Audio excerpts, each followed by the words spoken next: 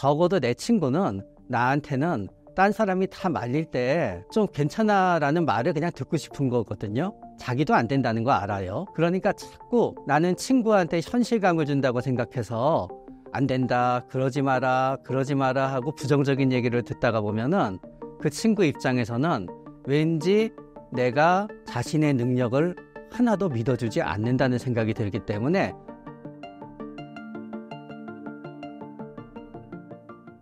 정신건강의학과 전문의 최명기입니다. 만나 뵙게 되어서 반갑습니다. 아무리 친했던 친구라도 한순간에 멀어지게 되는 경우가 있나요? 아무리 친했더라도 제 생각에는 좋았던 점과 싫었던 점이 좀 공존하는 것 같아요. 그러다가 이제 좋았던 점보다 싫은 점이 확 올라가게 되면은 이제 안 만나게 되는 거죠. 그렇게 되는데 이제 몇 가지 계기가 있는데요. 첫 번째 이제 내가 변하는 계기가 있어요. 예를 들어서 내가 일이 잘 풀려도 굉장히 바빠졌어요. 그러면은 나는 당연히 이전에 한가할 때 매번 만나던 친구를 만날 수 없어요. 그러나 그 친구는 시간이 지금도 많거든요. 매번 나한테 연락해서 만나자 그래요. 그러다가 보면은 서로 이게 안 맞으니까 내 쪽에서는 좀 귀찮고 저쪽에서는 서운하고 그러다가 한번 뭔가 작은 일이 울컥 터지면은 안 만나게 되는 거지요. 이런 경우도 있어요. 이제 우울증인 경우인데요. 어떤 분은 신나고 굉장히 재밌게 노는 분이에요. 그런데 그분이 우울증에 걸렸어요. 힘든 얘기를 하잖아요. 신나고 재밌게 노는 친구들은 별로 들으려고 하지 않아요. 그 친구들은 에이 술이나 마셔. 그런 거 생각하지 마. 그런데 네가 내 마음을 알아? 아니 내가 뭘 어쨌다고 하면서 이제 멀어지게 되지요. 그러면서 이제 자기 얘기를 잘 들어주는 친구를 사귀게 되거든요. 근데 우울증에서 낳거든요. 우울증에서 나오면 맨날 바빠서 또 그 친구 만날 시간이 없게 돼요. 그럼 또 갑자기 헤어지게 되는 거지요. 그런 다음에 또 어떤 그 상황의 변화도 관계가 돼요. 예를 들어서 우리는 처지가 다르게 되는 건데요. 굉장히 부자로 살던 사람이 그냥 보통으로 되잖아요. 그러면은 그 사람의 입장에서는 남들이 계속 잘 사는 걸 보고 있으면 괴롭거든요. 그러니까 아무리 친구라도 멀어지게 될 수 있고요. 또 반대로 나의 친구가 갑자기 성공하더라도 우리는 멀어질 수가 있어요. 그런 다음에 굉장히 예를 들어서 우리 배우들 그런 얘기 하거든요. 어떤 배우가 갑자기 성공했어요. 성공하고 나니까 유명하지 않은 분한테 뭐 연락 안 하게 되고 그러다 사소한 일로 다투고 멀어지게 되고 그러니까 여기까지 이렇게 하게 되면은 일단 좋은 점과 싫은 점이 공존하는 점이 있었고 그러다가 내가 갑자기 변하거나 상대방이 갑자기 변하게 되면은 우리는 거기에서 이제 갑자기 헤어지게 되는 수가 생기는 거지요. 그러나 여기에 더해지는 돌발 변수들이 있어요. 예를 들어서 어떤 친구가 결혼해요.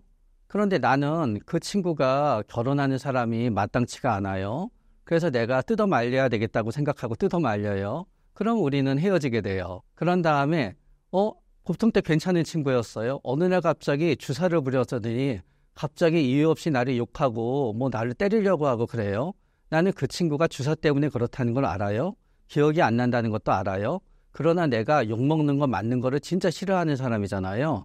그 친구를 보면 굉장히 불편해서 우리는 그런 돌발적인 일로 헤어지게 되죠. 멀어지는 사이라면 미리 친해지지 않는 방법도 있나요? 사실은 미리 알 수 있는 방법은 있긴 하지만 그다지 썩 확률이 높고 좋은 방법은 아니에요. 왜 그런가 하면은 결국은 내 생각에 좋은 친구는 나하고만 잘 맞는 것 같은데요. 나한테 잘 맞는 사람들은 진짜 괜찮아서 돌발적인 일에도 헤어지지 않을 정도인 사람들은요. 남들과도 다 잘 지내요. 그러니까 한마디로 말하면은 내가 싫은 점이 하나도 없고요. 그런 다음에 평생 동안 나의 삶도 급격한 변화도 없고 상대방의 삶도 급격한 변화가 없으면은 그 친구랑은 굉장히 오래 만나고 돌발적으로 헤어질 일이 없지요. 그러나 그거는 솔직히 말하면은 말이 안 되는 확률이지요. 결국 멀어지는 친구 유형은 무엇이 있나요? 뭐 이런 것들이 이제 생각나요. 항상 우리는 무시하면 안 만날 것 같잖아요. 그런데 사실은 이 방송을 보시는 분들도요. 맨날 친구가 난 무시하는데 만나게 되는 사람이 있을 거예요. 언젠가는 헤어져요. 그런 다음에 또 우리는 내가 약속이 좀 미뤄진다. 그럼 그러니 하는 친구도 있는데요. 꼬치꼬치 캐묻는 친구가 있어요. 왜 그러나. 자, 결국은 좋지 않게 끝나요. 근데 안 만날 것 같지만 이거 보시는 분들도 그렇게 키묻는 사람들이 있을 거예요. 그러고 나서 자기 자랑 많이 하는 친구 있어요. 안 만날 것 같지만 그래도 그 친구가 뭔가 자랑은 많이 하지만 자랑할 만하다라고 생각할 때 만나게 되는데요. 그게 이제 아니다 싶으면 안 만나게 돼요. 또 어떤 경우는 내가 맨날 그 친구를 사주고 싶어서 내가 맨날 사주는 건 상관없어요. 그런데 내가 별로 사주고 싶지 않은데 맨날 하다가 보면 사주게 돼요. 결국은 안 좋게 끝나게 되지요. 그리고 내가 사주고 싶어서 맨날 내가 내도 문제예요. 왜냐하면 작은 일이 있었을 때는 내가 좋아서 맨날 내가 사주고 나서 맨날 왜 나만 사주지? 하고 또 생각이 들어요. 항상 결국은 내가 맞춰줘야 되는 거예요. 앞에 얘기한 모든 거는 내가 기분을 맞춰주건 그 사람의 시간을 맞춰주건 이유는 모르겠는데 내가 맨날 그 사람한테 맞춰주면서 만나고 있으면은 그 사람과는 언젠가는 저는 헤어지게 되거나 이렇게 깨지게 될 확률이 되거나 친구인데 멀어지게 될 확률이 높다고 생각해요. 아무리 친해도 꼭 피해야 하는 대화 유형은 무엇인가요? 첫 번째는 내 주변 사람을 욕하는 거예요. 우리는 참 묘해서 친구가 앞에 있는데 내 친구는 난 한 번도 비난한 적이 없어요. 내 친구의 친구에 대해서 야, 그 쓰레기 같은 사람 지금도 만나니? 그런 거예요. 내 입장에선 그래요. 난 얘랑 친구이지 난 그 쓰레기랑 친구가 아니에요. 난 그 쓰레기 한 번밖에 못 봤어요. 그러니까 난 쓰레기라고 하는 거예요. 그러나 내 친구는 그렇지 않지요. 나의 친구가 쓰레기면은 나도 왠지 쓰레기하고 같이 다니는 쓰레기의 한 무리가 되거든요. 또 그런 게 이제 가족이죠. 가족이 참 애매한데요. 오빠가 있어요. 근데 오빠가 망나니고 엉망이에요. 그런데 이제 그러면 막 오빠 때문에 힘든 얘기를 해요. 처음에 같이 오빠 욕을 해요. 막 욕을 하다가 어느 순간 친구가 딱 멈추자고 할 때가 있어요. 그래도 오빠인데 내가 참아야지 했을 때 못 참고 야, 그런 걔는 어떻게 해서 다리를 분질러 버려야지 네가 뭘 참는다 그래 하면은 이제 친구가 생각이 되죠. 아니 내 가족인데 왜 자꾸 네가 뭐라 그래? 나의 친구의 가족에 대한 험담, 나의 친구의 친구에 대한 험담, 내 친구를 오히려 도와주기 위해서 내 친구를 이용하는 사람들에 대해서 나는 비난을 한다고 생각하지만 선이 있어야 되는 거예요. 내 친구도 공감을 하면서 동조해 주니까 심을 얻는 선까지는 되는데 그 친구가 거기에 대해서 더 이상 얘기하고 싶지 않은데 계속 얘기하면서 자, 내가 그때 너한테 이렇게 하라 그랬는데 너 지금도 왜 그러고 있니? 하게 되면은 친구는 별로 마음에 들지 않지요. 그런 다음에 내 친구는 더군다나 그래서 우리 엄마에 대해서 별로 그렇게 나쁘게 생각하지 않아요. 근데 나도 내 친구 엄마에 대해서 별뜻 없이 얘기했어요. 야, 너희 엄마 지금도 그 꽃무늬 치마 입고 다니냐? 그러면 별거 아니지만 친구 입장에서 굉장히 기분 나쁘죠. 근데 나는 아까는 좀 다른 거예요. 아까는 그나마 친구가 힘든 얘기를 꺼냈을 때 동조해 주는 건데 이거는 내 입장에선 그냥 너네 엄마 꽃무늬 치마 얘기했다 그래서 뭐 그렇게 화날 일이지? 생각하게 되는데 친구 입장에서는 굉장히 좋지 않지요. 친구의 친구도 마찬가지예요. 친구의 친구에 대해서 난 별뜻 없이 얘기했어요. 야, 걔 그런 짓 하고 아직도 걔 교도소 안 갔냐? 그러면 이제 그런 것도 농담이지만 내 친구는 자기가 아끼는 사람을 그러니까 싫지요. 그렇기 때문에 친구의 친구, 친구의 부모에 대한 뭔가 좀 오해의 소지가 있는 얘기를 갖다 나는 친구 자체에 대해서 얘기하는 건 아니니까 괜찮아 라고 안심하고 하다가 보면은 친구는 속으로 굉장히 기분이 나빠지지요. 또 이제 이런 경우도 조심해야 되는 경우인데요. 내 친구가 그다지 공부를 잘하지 않는 아이였어요. 그러나 어느 날 걔가 큰 결심을 한 거예요. 나 오늘부터 공부해서 의대에 가야 되겠어. 근데 내 입장에서는 안 말리고 싶어요. 왜냐? 의대에 못 갈 테니까. 내가 보기에는 의대에 못 갈 게 뻔하니까 현실적인 목표를 해. 의대에 가려면 이렇게 힘들어. 네가 지금부터 몇 년 동안 공부해서 어떻게 수능 거의 만점을 받자는 거야. 한번 얘기할 수 있어요. 그러나 친구가 그래도 해보겠다니까. 자, 또 한 번 얘기해도 돼요. 그래도 너 현실적인 목표를 세워야지. 그렇게 비현실적인 목표를 세우는 거는 현실 도피야. 두 번 얘기해도 돼요. 내 친구가 아니 넌 왜 그렇게 나에 대해서 능력을 갖다 폄하하는 거야 했는데 자, 3번까지 얘기할 수 있어요.